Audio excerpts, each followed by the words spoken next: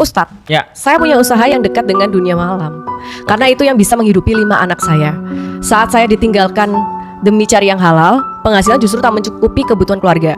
Di posisi seperti ini, mana yang harus diutamakan? Ideal halal yang belum mencukupi atau tanggung jawab nafkah yang nyata? Jujur banyak yang relate. Iya. Sedih banget sih itu. Iya. Aku pernah hidup berkekurangan. Ketika aku nikah, bapakku belum mau bantu aku.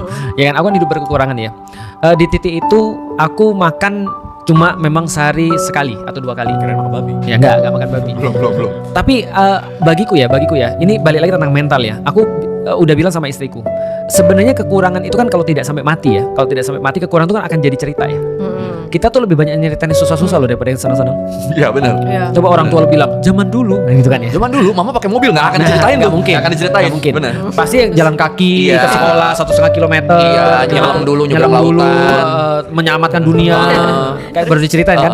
Nah, artinya mentalku sama istriku aku udah ngasih tahu dan dia sepakat daripada lu pulang bawa duit haram, mendingan lu nggak usah pulang sama sekali. Kenapa? Karena kalau lu bawa duit haram, makanya akan berefek ke kita kan gitu kan ya. Kita menjadi mewajarkan suatu keburukan. Nah, mental ini sebenarnya harus dipelihara. Bahwasanya kurang itu bukan berarti dosa. Nah, artinya yang harus kita hindari adalah dosanya itu. Kecuali kalau dalam kondisi tadi benar-benar dia mati kalau tidak makan atau tidak mengkonsumsi itu beda lagi hukumnya. Ada manusia yang mau menurunkan kualitas hidupnya. Betul, itu. Itulah mental. Jadi gini ya, terus terang ini mungkin ketika aku ngomong akan banyak yang relate. Tapi aku cuma pengen kasih tau aja dan sudah aku praktekkan ya. Jadi gini, ada banyak orang yang ketika dia dalam kesulitan, dia misalnya sudah capai satu status tertentu dalam hidupnya, dia nyekolin anaknya di sekolah-sekolah yang dalam tanda kutip costly gitu kan ya. Ketika terus kemudian dia lagi nggak punya lagi drop, dia minjem uang ke orang.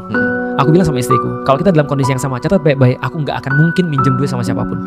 Karena anakku nggak sekolah, itu tidak dosa. Maka aku yang akan ngajarin mereka, dan Allah pasti akan memudahkan untuk ngajarin mereka. Kalau seandainya memang aku nggak ada duit, jadi aku nggak mau minjem untuk nyekolahin anakku kalau aku. Jadi aku akan nurunin standar. Jadi nurunin standar itu ya tergantung masalah mental aja sih menurutku sih. Karena banyak orang, mohon maaf ya, kadang-kadang ada orang yang minjem uang gara-gara untuk mempertahankan anaknya harus sekolah di sana. Orang jadi mikir dong, kenapa kamu harus ngajarin kayak gitu?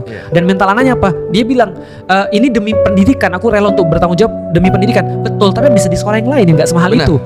Nanti mental anaknya seperti apa? Anak juga akan begitu juga. Kadang jadi ini kayak lu jadi nyekolahin anak lu biar dia pintar apa buat gengsi lu doang, jadi gitu kan. Iya. Balik lagi. Jadi artinya ini memang masalah mental sih. Kecuali kalau sudah berkaitan dengan masalah darurat ya.